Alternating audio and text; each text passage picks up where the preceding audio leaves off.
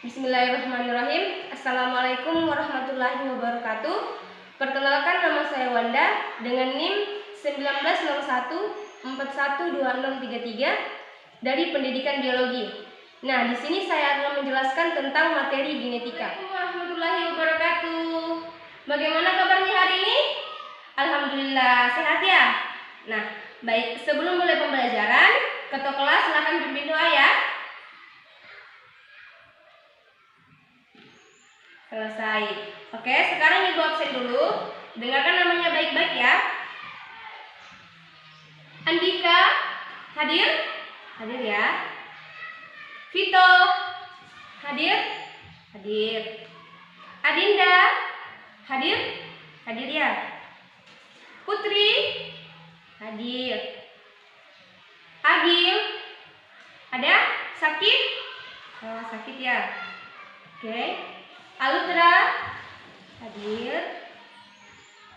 Ashari, hadir ya. Fatima, hadir? Hadir ya.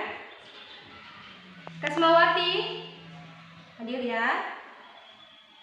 Nur Ainun, hadir. Oke. Nur Aisyah, hadir ya. Hadir. Nur Fadila, hadir. Oke. Muhammad Yusuf, Alpaya, oke. Fausan, hadir. Wahyudi, ada Wahyudi? Hadir ya? Oke. Jadi hari ini ada dua temannya yang tidak hadir ya. Satu sakit dan satu alpa. Tolong nanti diberitahu temannya tentang materi hari ini supaya mereka bisa mempelajari di rumah ya. Oke. Seingat ibu, minggu kemarin ada tugas ya? Nah, betul sekali. Jadi tolong ketua kelasnya nanti buku tugasnya teman-temannya dikumpul ya, terus dibawa ke ruangan ibu. Nah, hari ini kita akan mempelajari tentang materi genetika. Di sini sudah ada tidak yang pernah mendengar kata genetika? Ada? Tidak ada ya? Nah, jadi kita akan mempelajari materi genetika yang meliputi 3 komponen. Nah, dalam materi genetika ini ada 3 komponen, yaitu ada gen, DNA, dan kromosom. Kita akan bahas satu persatu dari ketiga komponen tersebut. Oke. Nah, pertama kita akan membahas gen. Di sini sudah ada tidak yang pernah mendengar dari kata gen ini? Ada? Coba, tidak ada ya? Jadi belum ada di sini yang pernah mendengar kata gen. Nah, jadi gen ini adalah substansi pembawa materi genetik dari induk ke keturunannya. Bisa dipaham? Jadi, gen adalah substansi pembawa materi genetik dari induk ke keturunannya. Jadi gen ini itu bisa diibaratkan sebagai kendaraan, dia yang membawa materi genetik dari induk ke keturunannya. Seperti itu. Contoh, nih ibu kasih contoh ya.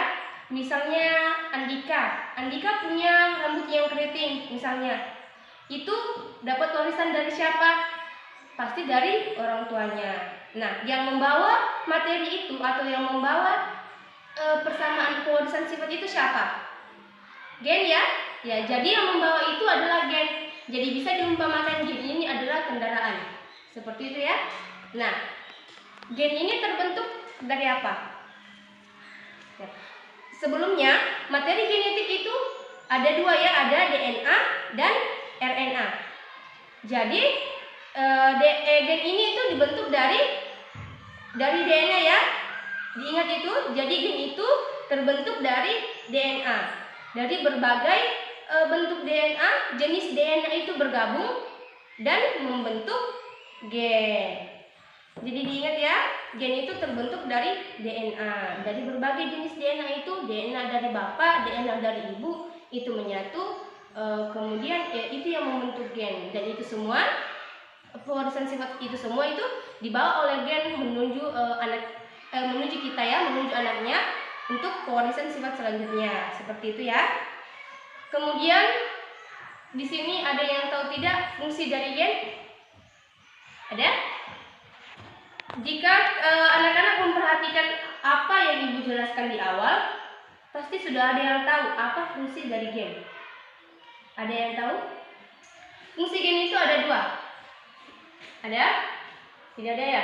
Jadi, fungsi pertama gen adalah membawa materi genetik dari dari induk ke setiap keturunannya. Itu fungsi yang pertama. Ada yang tahu lagi fungsi kedua? Ada? Tidak ada ya? Jadi, fungsi gen yang kedua adalah mengatur metabolisme untuk perkembangan setiap makhluk hidup. Seperti itu. Jadi ingat ya, fungsi gen itu ada 2. Yang pertama sebagai pembawa materi genetik, dan yang kedua sebagai untuk mengatur metabolisme untuk perkembangan setiap makhluk hidup. Seperti itu ya.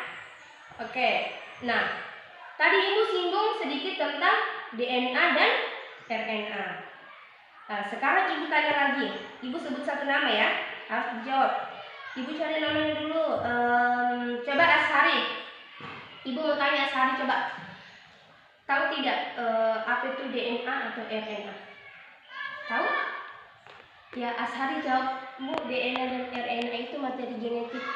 Ya, betul sekali. Jadi memang DNA dan RNA itu adalah materi genetik. Ya. Jadi isi dari materi genetik yang tadi dibawa oleh gen ini itu adalah DNA dan RNA. Seperti itu. Nah, Ibu akan gambarkan dulu. Ibu akan gambarkan struktur DNA dan RNA. Ibu mau nanti setelah Ibu gambarkan, itu Ibu akan tunjuk untuk menyebutkan perbedaan dari apa yang Ibu gambarkan ya.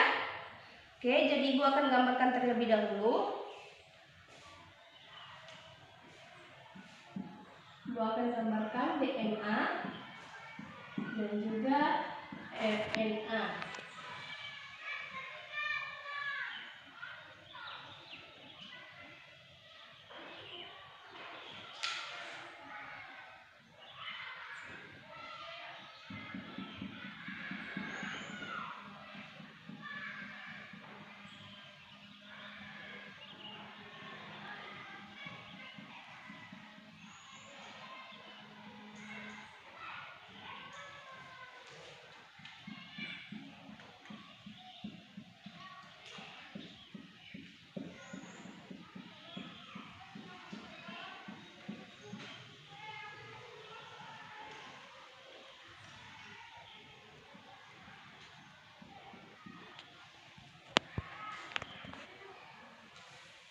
Nah, jadi ini merupakan gambar DNA, struktur DNA dan RNA. Jadi, coba Muhammad Yusuf yang di belakang. Ya. Coba setelah melihat gambar yang telah Ibu gambar ini, bisa tidak menyimpulkan perbedaan dari DNA dan RNA? Bisa? Tidak bisa? Belum bisa ya? Tak apa. Sekarang coba Nurainun. Coba Nurainun. Ya, coba apa perbedaan dari DNA dan RNA setelah melihat gambar ini? Ya, jadi Nurainun bilang, Bu, kalau RNA itu memiliki double helix, sedangkan kalau DNA itu Bu memiliki double helix, sedangkan kalau RNA itu tunggal helix. Jadi yang dikatakan namanya tadi itu ada perbedaannya itu ada double helix dan tunggal helix. Oke, sekarang Ibu akan buatkan tabel. Tidak usah ya, Ibu tuliskan saja di sampingnya perbedaan dari DNA dan RNA. Perbedaan yang pertama tadi itu ada double helix. Ini tunggal ya. Kemudian perbedaan yang kedua itu ada yang tahu perbedaan yang kedua apa? Ada? Tidak ada ya. Jadi perbedaan kedua itu DNA itu adalah deoksiribosa, sedangkan RNA adalah ribosa. Nah, itu perbedaan yang kedua. Kemudian perbedaan yang ketiga itu terletak pada Iya, betul sekali bilang sama Dika. Terletak pada basa nitrogennya, Bu. Jadi basa nitrogen dari DNA itu ada adenin, guanin, timin, dan sitosin. Itu ya. Sedangkan RNA itu ada adenin, guanin,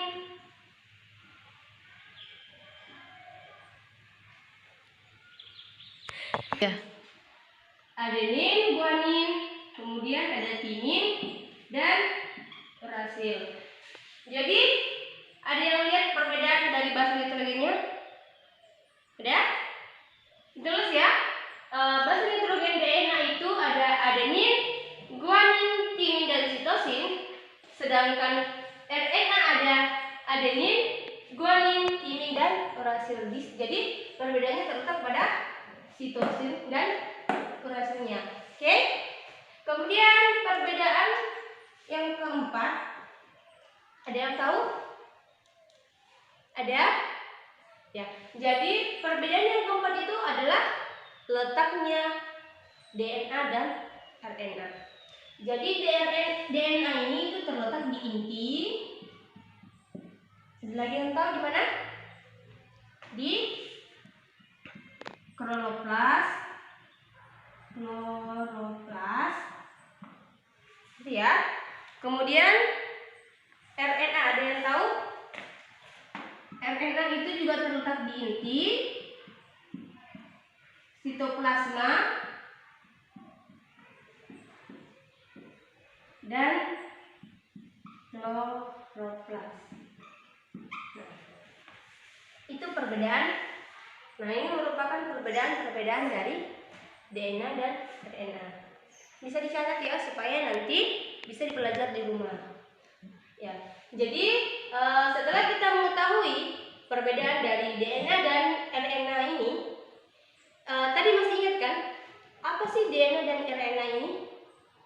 Jadi DNA dan RNA ini itu merupakan bagian dari materi genetik. DNA ini adalah deoksiribosa, sedangkan RNA adalah ribosa. Sebenarnya ini memiliki bahasa Latin. Silakan, ada buku cetaknya, silakan dilihat di situ, bisa ditulis kepanjangan dari DNA dan RNA ini. Kemudian setelah kita mengetahui ini, kita masuk ke komponen yang ketiga. Komponen yang ketiga apa? Ya, betul sekali, kromosom ya. Sebentar, Ibu hapus dulu. Sudah dicatat kan? Sudah ya?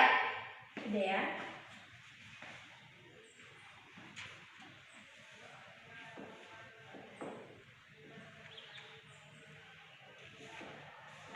Oke, sekarang kita masuk ke kromosom.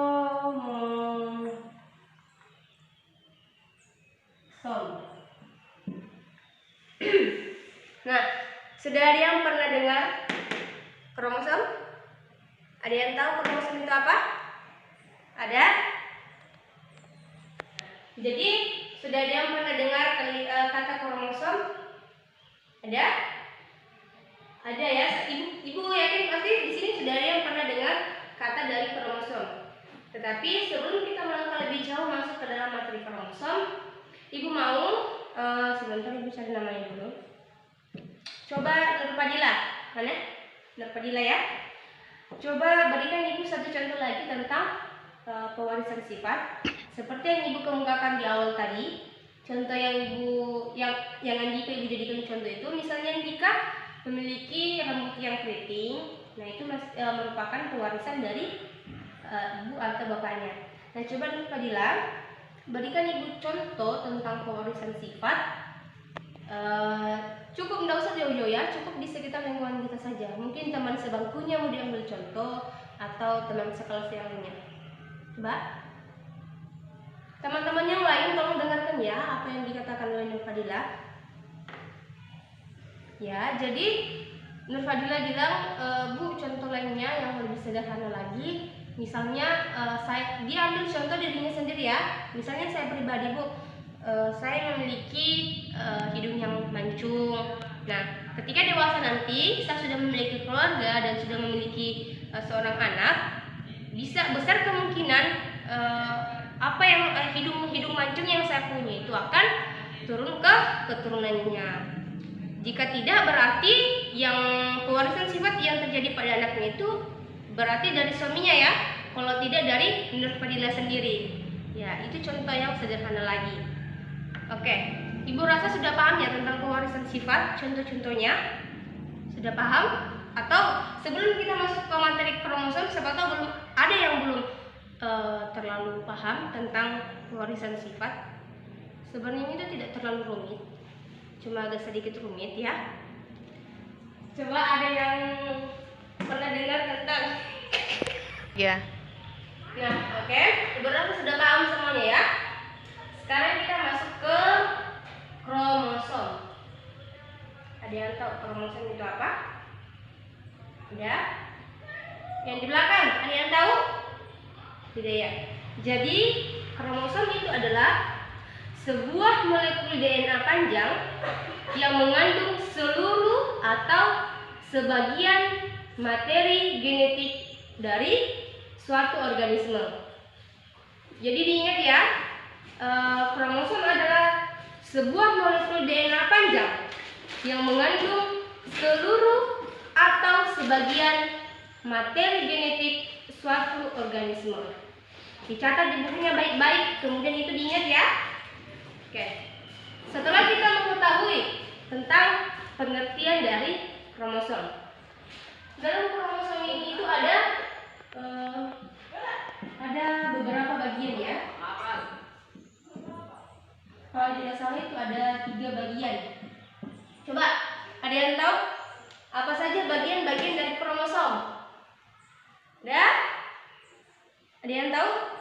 Ya, Nurainun? Ya, Nurainun bilang kromatid, Bu. Ya, betul sekali. Ini salah satu bagian dari kromosom. Ada lagi? Ada? Coba Fatimah. Mana Fatimah yang di tengah? Coba Fatimah. Bagian-bagian dari kromosom. Ada? Ya, betul sekali. Sentromer ya.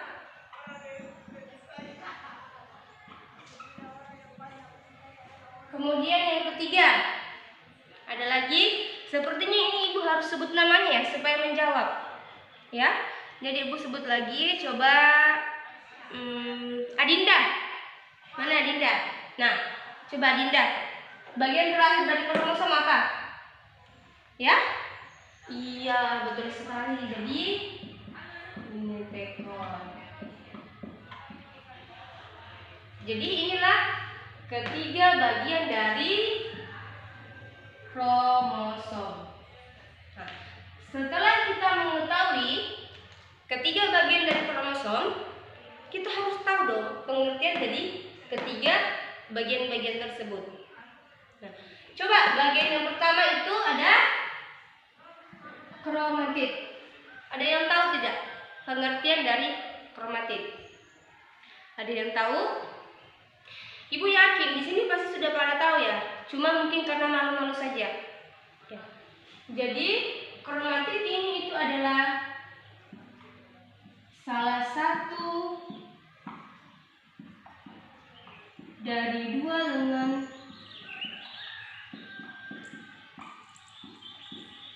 yang merupakan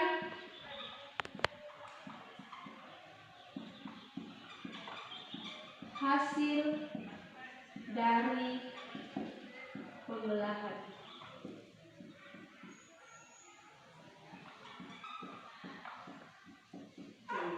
Nah, jadi ini pengertian dari kromatid.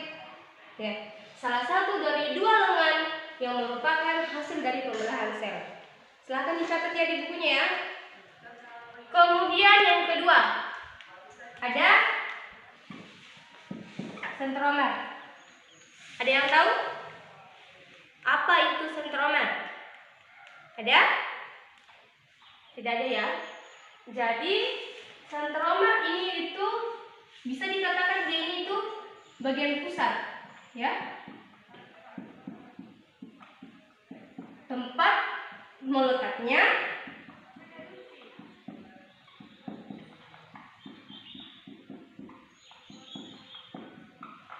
Ada yang tahu tempat melekat apa?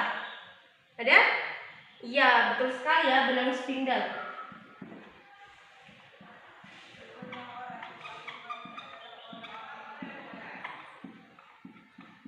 Nah, jadi itu sentromer. Bagian pusat tempat melekatnya benang spindle. Tunggu dulu sebentar, Ibu cari nama dulu ya. Ibu mau tanya lagi supaya ada interaksi. Coba Ashari, mana Ashari? Mana? Yang di sudut belakang ya? Coba Ashari, tahu tidak apa yang dimaksud dengan ini? Benang spindle. Tahu? Coba. Tidak tahu ya? Nah, itu tugas untuk Ashari ya. Minggu depan sebelum masuk pembelajaran selanjutnya, Ibu akan tanya apa pengertian dari benang spindle. Jadi dicatat di bukunya, tugas dari Ibu mencari pengertian dari benang spindle. Oke? Dan untuk teman-teman yang lain juga harus tahu pengertian dari benang spindle ini apa. Ya kan? Jadi itu tugas untuk Ashari, mencari pengertian dari benang spindle.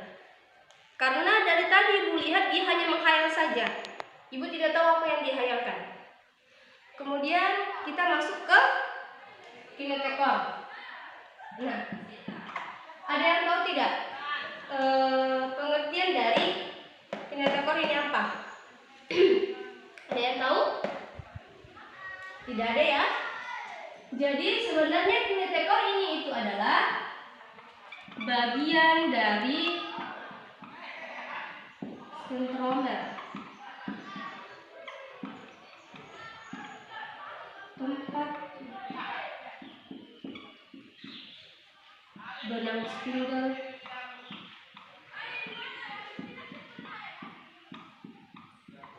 melekat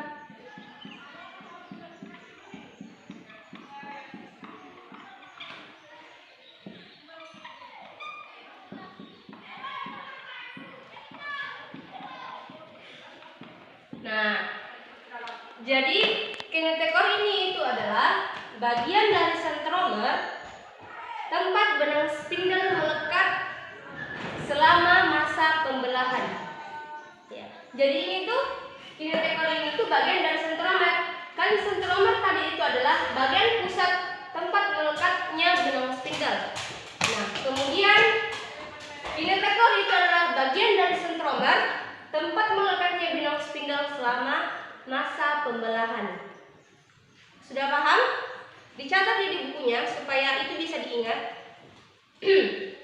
Setelah kita mengetahui bagian-bagian dari kromosom ini, kita akan masuk selanjutnya.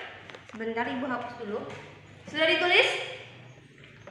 Belum? Ada yang belum ya? Yang di belakang kalau tidak kelihatan silakan maju-maju ke depan. Ini kursinya kosong. Ada teman yang tidak hadir, silakan maju-maju kalau tidak terhalang tulisan Ibu atau terlalu kecil. Tapi bagian yang ini sudah ya. Oke. Bagaimana? Sudah selesai dicatat semua? Sudah ya? Jadi Ibu hapus dulu. Ini diingat baik-baik, dipelajari di rumah ya. Minggu depan itu Ibu akan tanya-tanya lagi pada saat masuk pembelajaran. Walaupun kita tidak membahas ini lagi, tapi Ibu akan tetap bertanya tentang materi hari ini. Oke, selanjutnya kita masuk pada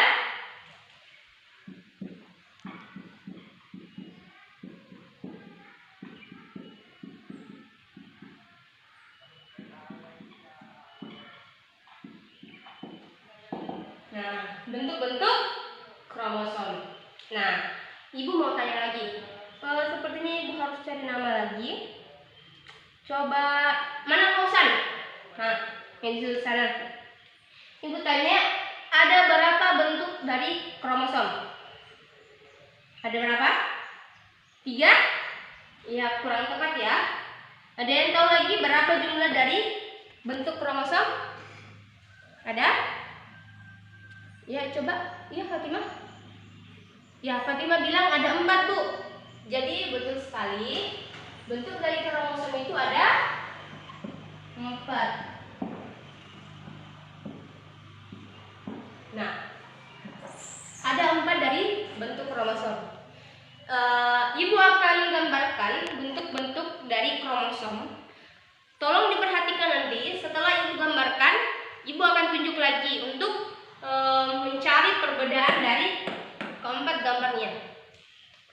Yang pertama, ada yang tahu yang pertama apa? Iya, betul sekali ya. Yang pertama itu ada telosentrik. Yang kedua apa? Ya, metasentrik.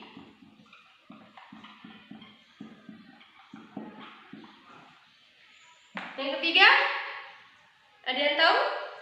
Lupa ya? Jadi yang ketiga itu ada submetasentrik.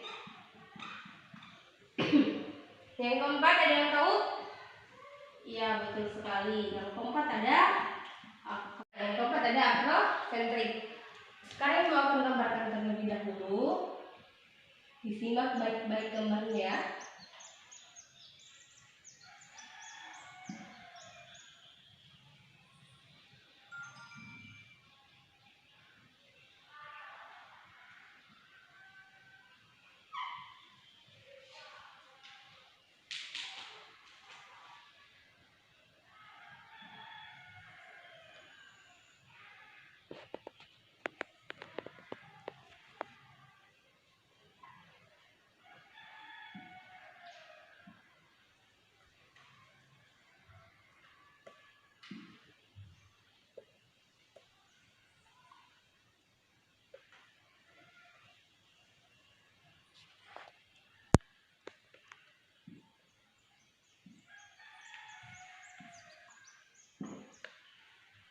Nah, jadi sebentar, ini gambarnya ini salah ya.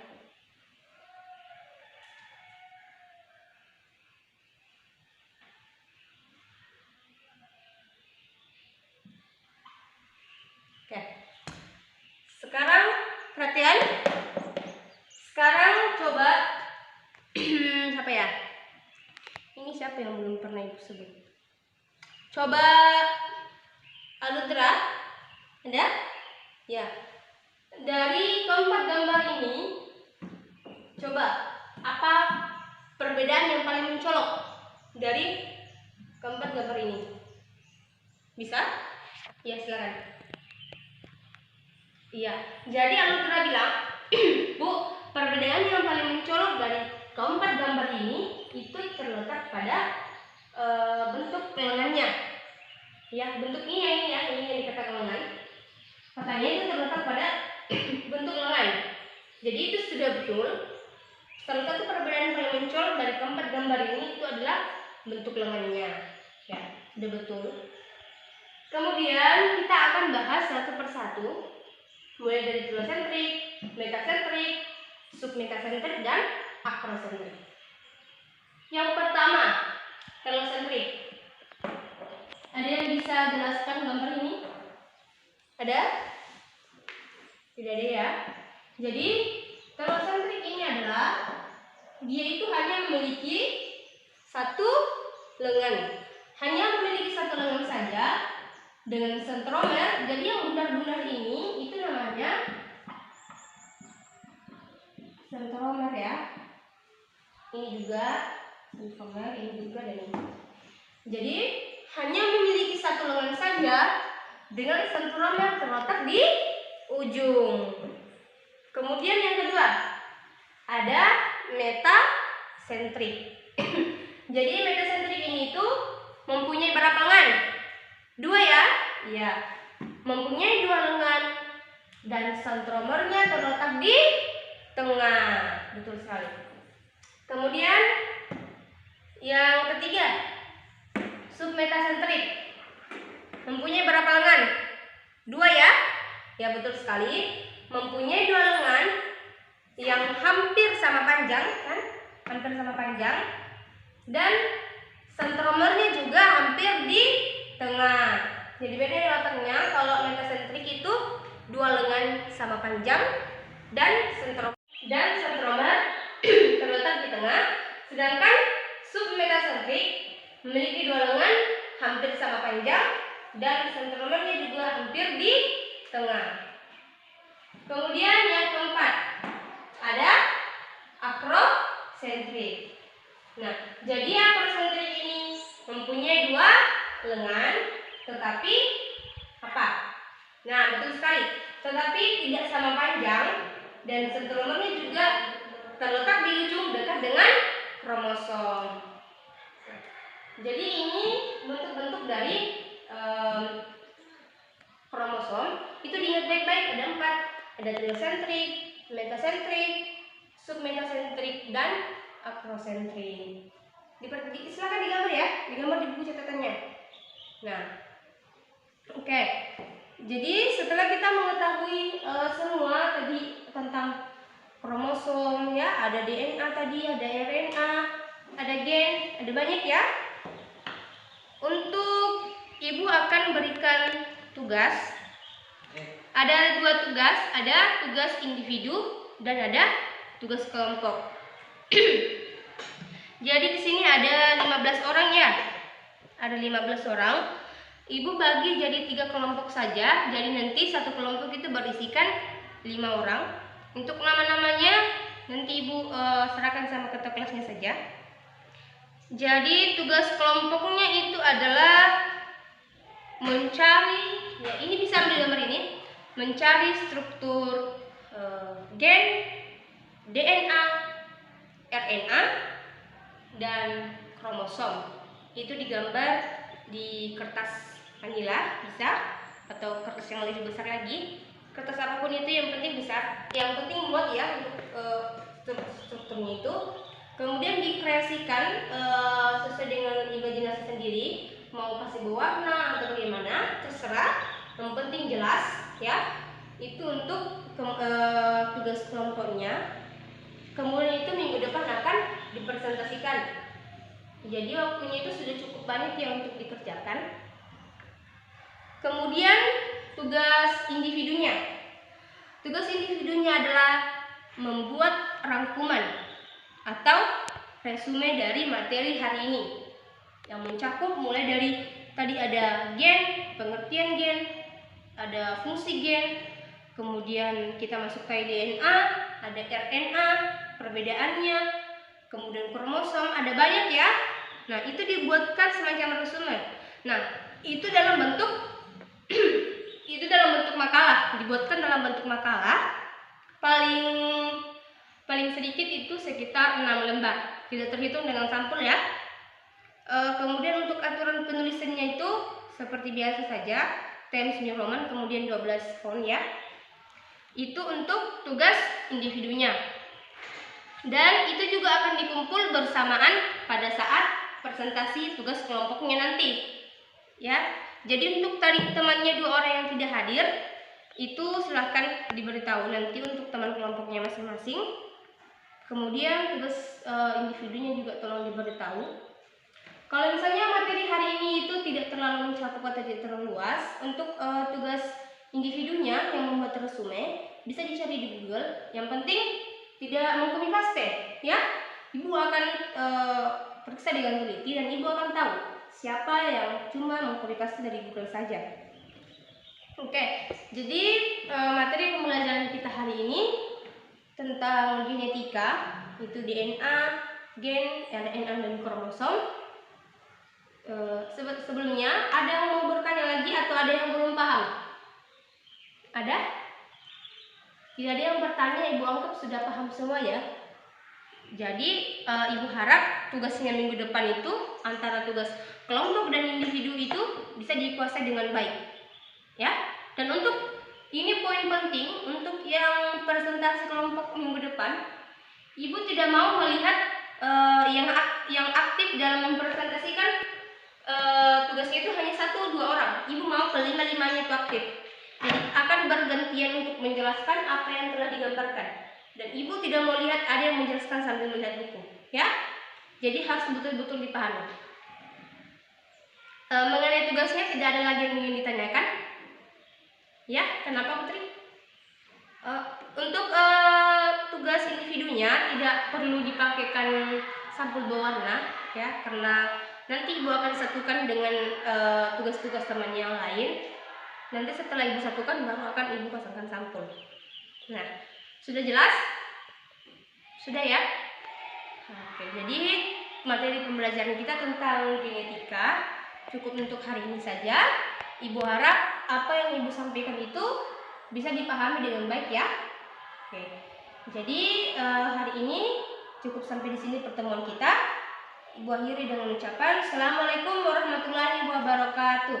Nah, itulah tadi penjelasan saya tentang materi genetika.